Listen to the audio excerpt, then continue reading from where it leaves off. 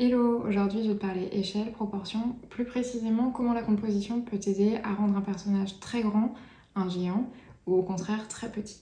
Donc pour ça on va utiliser des images des courts-métrages I'm Groot qui sont sortis le 10 août sur Disney+. Groot c'est un personnage qui est issu des Gardiens de la Galaxie, de Marvel si tu le sais pas. C'est ce petit personnage là. Un petit personnage très mignon. Première image dont on va parler, c'est celle-ci. Ce qui est intéressant dans cette image, c'est qu'il y a 3 plans différents avec 3 tailles assez différentes, 3 échelles assez différentes. Le plan 1, c'est ces petites taches bleues là que tu vois, qui en fait sont des personnages, tu en vois que les têtes, puisqu'en fait la caméra, le point de vue est positionné de manière à ce que tu fasses partie de ces personnages-là. On voit que les têtes comme si tu étais dans une foule en fait. Donc ça c'est notre premier plan. Le deuxième plan ce sont les rochers que tu peux voir. Les rochers ils sont intéressants parce qu'ils paraissent vraiment immenses à côté des tout petits personnages bleus. Donc du coup on a une seconde échelle. Ils paraissent d'autant plus grands en fait qu'ils sont tout en hauteur. Donc ils créent des lignes verticales qui encadrent le fameux personnage de Groot qui va être le personnage principal de ces courts-métrages. Et donc ce personnage de Groot, il paraît vraiment excessivement grand dans cette image, et ça c'est apporté par plusieurs biais. Il y a tout d'abord le fait qu'on ne le voit pas en entier, on ne voit pas ses pieds notamment, et ça c'est dû au fait qu'il est tellement grand qu'on ne peut pas voir l'intégralité du personnage en une fois. Un second biais par lequel on fait passer le fait qu'il est très grand, c'est qu'on voit uniquement que du ciel derrière lui. Le fait qu'on voit du ciel, c'est tout simplement parce que pour le voir, on va lever les yeux au ciel et comme l'expression l'indique, du coup on va uniquement voir que du ciel derrière lui puisqu'il est tellement grand qu'on peut pas voir autre chose. Et justement, donc l'espace qui est derrière lui, derrière ce personnage central, il est uniquement fait de ciel, donc quasiment de vide. Il n'y a pas d'éléments visuels attrayants dans le fond. Tout simplement pour laisser de l'espace au sujet, le laisser respirer. C'est ce qu'on appelle l'espace négatif en photo. C'est un espace où on va absolument rien mettre comme information visuelle pour laisser un personnage ou un objet respirer, et plus cet objet ou ce personnage vont pouvoir respirer dans l'image, et plus ils vont prendre de l'importance, de la valeur finalement. Et ce qu'on veut pour un personnage qui va être grand, c'est justement qu'il prenne en importance, qu'il s'impose. Ce qu'on peut remarquer également, c'est que les 2 premiers plans, donc les personnages en bleu, les personnages bleus et les rochers, sont très flous, alors que le personnage de Groot, son plan à lui est extrêmement net. Donc il y a 2 raisons à ça. Le fait que les premiers plans soient flous et que Groot soit net, ça va faire en sorte d'apporter de la profondeur tout simplement. Et puis également ça va renforcer le fait qu'on doit accentuer notre focus, notre regard sur le personnage principal de Groot. Alors maintenant on va s'intéresser au point de vue qui est, donc je vous le disais tout à l'heure, on est parmi ces petits personnages bleus. Mais pourquoi on a choisi de mettre la vision du spectateur ici? C'est justement pour donner cette impression de grandeur de Groot, puisque du coup on va le regarder en contre-plongée, donc en dessous lui, et donc forcément tout de suite on a l'impression qu'il est gigantesque. Alors on va maintenant s'intéresser à cette deuxième image qui est, pour moi, je trouve qu'elle est vraiment très parlante. Là tout de suite, Groot apparaît vraiment comme un géant, et c'est amené par très peu de choses finalement, mais des choses qui nous parlent énormément. Moi tout de suite quand je vois cette image, je pense à Godzilla et King Kong. Je sais pas si ça te fait le même effet, mais je pense que la référence elle est pas fortuite, parce que dans notre imaginaire à nous, on a tout de suite le géant qui se fait attaquer par des petits hélicoptères, des petits trucs comme ça, pour essayer de le faire tomber. Et ici c'est clairement le cas, on voit ces petits objets volants qui viennent tout autour de la tête du personnage. Et donc il y a un très fort contraste d'échelle, de proportion entre ces petits personnages et la tête du géant. Quand on veut montrer qu'un personnage est géant, il faut surtout pas hésiter à créer des grands écarts de proportion, des grands écarts d'échelle entre divers éléments. Ici, donc, on a deux types de personnages, le géant et les petites bêtes, là, je sais pas comment les appeler. Mais l'écart entre eux est vraiment énorme. En général, quand on veut représenter comme ça deux échelles de personnages, on prend l'échelle que nous, on connaît le plus en termes de gigantisme. C'est la taille humain versus insecte. Parce que pour nous, c'est acquis le fait qu'un insecte nous voit comme un géant. Et du coup, voilà, c'est une proportion qu'on va très souvent utiliser pour montrer la différence d'échelle entre deux personnages. Tout à l'heure, je te le disais, un personnage qui est très grand, on ne le verra jamais en entier. Ici, c'est encore une fois le cas. On voit uniquement que la tête et les épaules du personnage de Groot. Et le point de vue qui est utilisé, encore une fois, c'est comme si on était un de ces petits personnages volants, puisqu'on vient à la hauteur de la tête du personnage et que derrière, on voit que du ciel. Donc ça veut dire qu'on a fait l'effort de monter et on est tellement haut qu'on peut voir que du ciel autour de nous, en fait.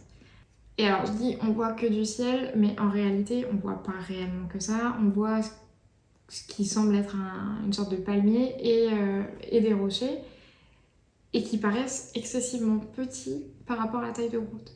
En fait, c'est important d'utiliser des éléments dont on connaît la taille. Un arbre, pour nous, ça paraît très grand. Donc c'est intéressant de l'utiliser pour montrer qu'il est plus petit qu'un personnage. Parce que tout de suite, on va comprendre que si l'arbre est plus petit que ton personnage est très grand. C'est des éléments de référence en fait pour nous en termes d'échelle. Mais en réalité, il faut savoir que Groot, c'est pas du tout un personnage géant. Au contraire, c'est plutôt un personnage très petit. C'est là que la magie de la composition opère un peu, je trouve. C'est qu'avec le même personnage qui fait toujours la même taille, hein, dans notre monde à nous, il reste à la même taille, on arrive à lui donner des échelles différentes, juste en positionnant la caméra différemment ou en jouant sur d'autres aspects. C'est justement ce qu'on va avoir. Donc on va voir maintenant comment on rend un personnage petit, puisque là on l'a rendu très grand, comment on va le rendre petit maintenant. Alors, dans cette image, on voit très clairement que Groot, finalement, il est très petit. D'ailleurs, il est beaucoup trop mignon avec son petit pyjama de Noël, moi j'adore, il est trop chou. Qu'est-ce qui va faire en sorte que ce personnage nous paraît finalement très petit? Encore une fois, c'est parce qu'on a un élément de référence qui est la porte. La porte et les différents meubles qui sont derrière, mais un petit peu moins. La porte qui est sur le côté droit et qui prend une grosse partie de l'image quand même, puisqu'elle est volontairement très imposante par rapport au personnage. Et puis également un élément super important. Tout à l'heure je disais que pour avoir un personnage qui paraît très grand, il fallait voir que du ciel derrière lui, du ciel ou un plafond, enfin, voilà. Ici c'est le sol qui prend les 2/3 de l'image sur la hauteur. Et le fait que ce sol prenne autant de place, c'est super important. C'est justement parce que, oui, ce personnage est à hauteur du sol finalement. On est obligé de se baisser énormément pour pouvoir le voir. D'ailleurs, la caméra est placée quasiment au sol. Un autre élément qui est intéressant, c'est que tout à l'heure on voyait jamais le personnage en entier. Ici, on voit jusqu'à ses pieds. Comme le personnage est très petit, maintenant on n'a aucun problème à le voir tout entier. Alors dans cette image, pour donner cette impression, cette sensation que le personnage est petit, on va utiliser les verticales. On utilise toute cette verticale pour montrer que la scène dans laquelle il se trouve est très grande, alors que lui est très petit. Encore une fois, le point de vue est très bas, on n'est pas loin du sol, hein, pour donner cette impression de grandeur de l'ensemble.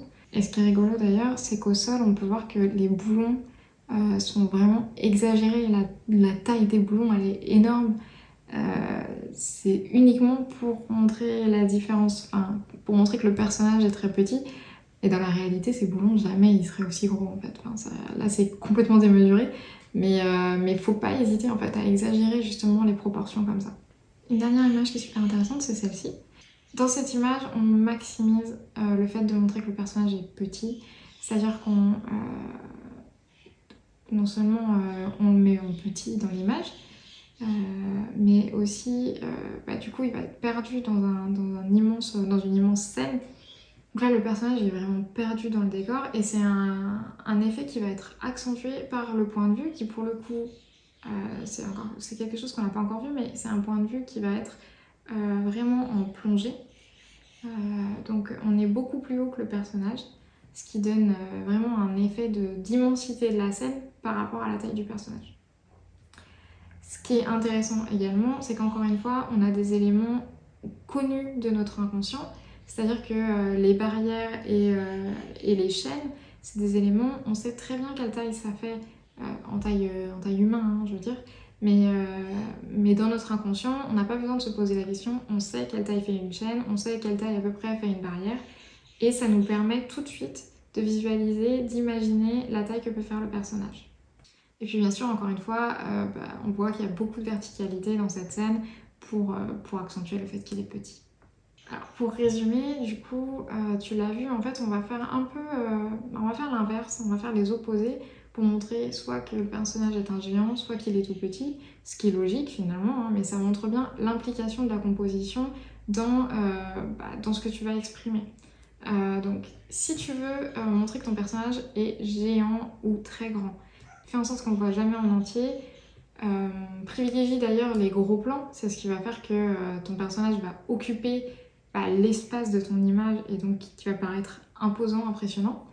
Tu peux également utiliser la vue en contre-plongée qui va te permettre de montrer vraiment que ton personnage est très grand puisque tu vas le voir du dessous. Pense au fait qu'un personnage s'il est très grand, on va le voir soit du dessous du coup, soit sa tête, mais le décor qu'on va voir autour de lui, ça va être soit du ciel, soit la cime des arbres à la rigueur, ou un plafond. À l'opposé, pour un petit personnage, il est tellement petit que forcément tu vas le voir en entier, tu vas le voir des pieds à la tête. Tu peux du coup jouer sur le fait qu'il soit complètement perdu dans une très grande scène, à l'inverse des gros plans du géant. Tu vas vraiment le mettre en tout petit et faire une scène immense à côté. Tu peux utiliser pour le coup la vue en plongée, qui va renforcer l'effet de personnage tout petit. Et puis, pense au fait que le sol va avoir une grande importance autour de lui, puisque du coup, tu te mets à une très faible hauteur, donc du coup, tu vois beaucoup de sol. Là où le fait que ce soit un géant ou un petit personnage, ça se rejoint, c'est que tu vas jouer sur les échelles en fait de ce qui entoure le personnage. Faut surtout pas hésiter à exagérer les proportions, même si ça te paraît un peu surréaliste, c'est pas grave. L'essentiel c'est qu'on comprenne l'idée, qu'on comprenne le message. Et puis utilise des objets du quotidien que nous on a l'habitude d'utiliser ou qu'on a l'habitude de voir et dont on connaît la taille, qui ont une taille plus ou moins fixe pour qu'on puisse se représenter l'échelle que ça donne en fait. Ça fait guise de référence. Si tu as d'autres astuces qui permettent de différencier des échelles comme ça, n'hésite pas à me les mettre en commentaire. Si cette vidéo t'a plu, n'hésite pas non plus à mettre un petit like et à t'abonner à ma chaîne. Moi je te dis à bientôt pour une nouvelle vidéo et je t'envoie du soleil à foison.